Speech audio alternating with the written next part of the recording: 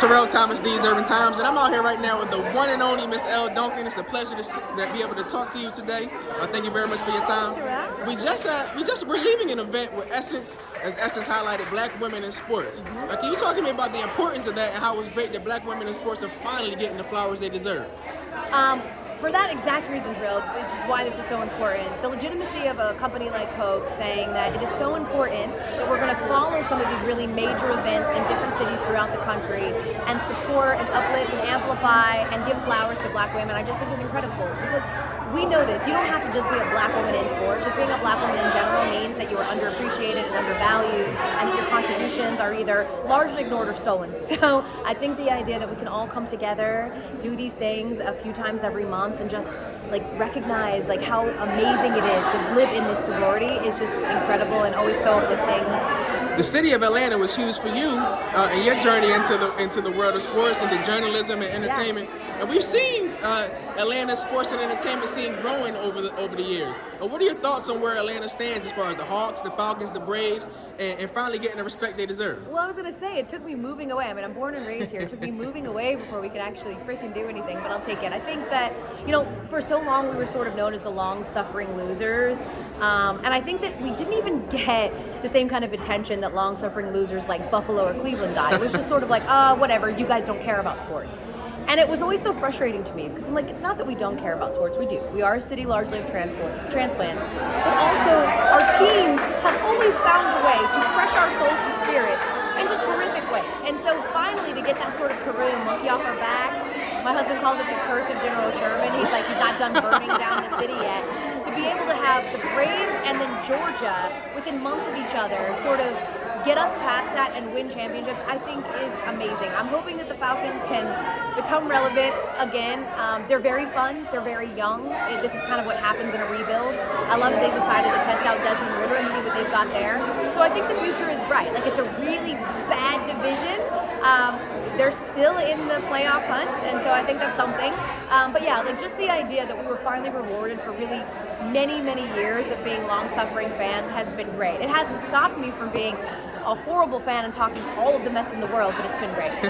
And can you talk to me about how motherhood has impacted your career? In many ways, it's just impacted my life because the stakes are lower at work. Like, I don't know, I think that we spend a lot of time doing self-serving things, and honestly, being self-serving is what helped sort of get me to the point that I wanted in my career. But now, everything that I do, where instinctively before it was, is this good for you? It now becomes, is it good for my family? And does it benefit my family and my husband?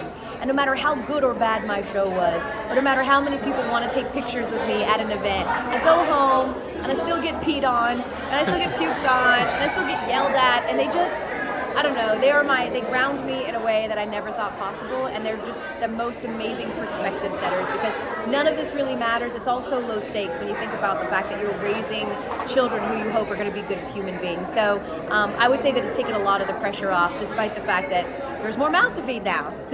And before I let you go, once again, I thank you so much for your time today. What advice would you give to upcoming sports journalists, just journalists in general, who are looking to get into the game or looking to let their voices be heard? Well, first, figure out what your voice is. Figure out how you're unique to the conversation. Because with social media, there's great ability there to be seen, but it also means there's a very crowded field. So I would say that find out how you cut through. And that doesn't mean necessarily being the most inflammatory or the loudest or yelling or having a gimmick. It just means that how are you offering your own unique perspective? What are you offering the sports landscape that it is missing? And once you sort of survey the land and you feel like you can plug a need, then you go full bore at that thing. You work hard, even if it doesn't seem like a direct linear path to success. Think about how opportunities can help you, even if they don't seem exactly like what you currently want. And also, my last advice is recognize and be okay with the fact that your dreams and goals will change all of the time, which is why my biggest recommendation is do not make your goals job specific. Because if you say, all I want in my whole life is to become a sports center anchor, then when you do, there is a little bit of a feeling a little deflated. It's just the truth. Whenever we get something that we asked for, we immediately start going, okay, well, God, I already did that, so what's next? So my point is, when you're thinking about what you want for your career, think in more macro. I want to be creative. I want to work at a spot that I feel valued. I want to work at a place where I get to travel and meet people, as opposed to being job specific. Because if you focus and narrow on one specific thing, when you ultimately hit that or don't, you'll feel unfulfilled. You will. Thank you so much for your time today. Absolutely. Continued blessings. Yeah, thank you so much, Sherelle.